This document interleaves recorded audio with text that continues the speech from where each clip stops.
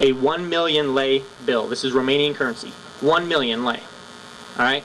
Now, when I first went to Romania, this was worth enough for a family to survive on a year. They could use this and they could survive for a year with their groceries, with their budget. When I left Romania, a family of 4 could go to McDonald's with this bill. And that's all it was worth. 1 million of their currency could pay for a family of 4 to go to McDonald's. That is the direction that we're going with the Federal Reserve. That's why we need to abolish it. We need to get rid of it. We do not need to have it. Thomas Jefferson gave a famous quote, and I'm going to paraphrase it. You can look it up.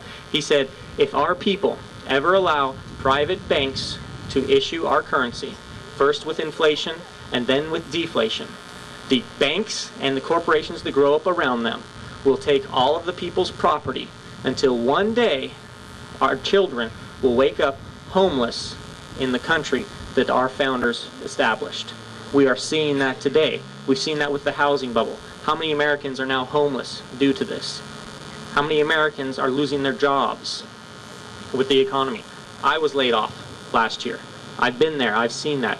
You've all experienced it. But the most important thing is we need to get the people informed. This is a very critical issue with the Federal Reserve, and people do not understand it. I was speaking yesterday and somebody asked me, how do we get people to understand? How do we get them informed? Well, it's not enough just for me to talk about this. It's not enough just for RJ or Charles Key or Bob or any of the other people that are speaking today. Yes, we have a voice, but you all have a voice also. You have a sphere of influence that you can reach that we cannot reach. You deal with people every day in work, with your family, with your friends, that you can talk to and inform that we never would have the opportunity to. So we'll do our part and inform people, but you need to do your part as well. I was talking and somebody asked, well, yeah, but people don't respond to it. People, you talk to them about the Federal Reserve and they look at you, they have no idea what you're talking about. And what I told them is, well, you're just planting a seed of truth in their mind. And if enough of us do that, if enough of us plant those seeds of truth, hopefully with all the manure that the politicians are shoveling around all the time, it'll fertilize those seeds of truth and we'll see some shoots of truth growing in people's minds. Thomas Jefferson talked about informing the masses and how we need to do that to preserve our liberty.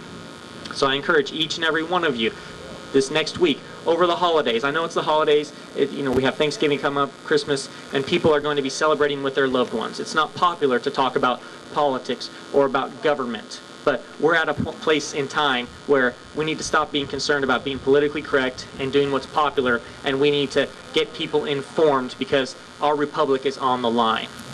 Our future is on the line. So we need to talk to people. You're going to have opportunities. You're going to be going, I'm sure, to work parties. You're going to be having parties. You're going to be having family and friends over. You need to inform them. So that's what I want to encourage you of today, is let people know.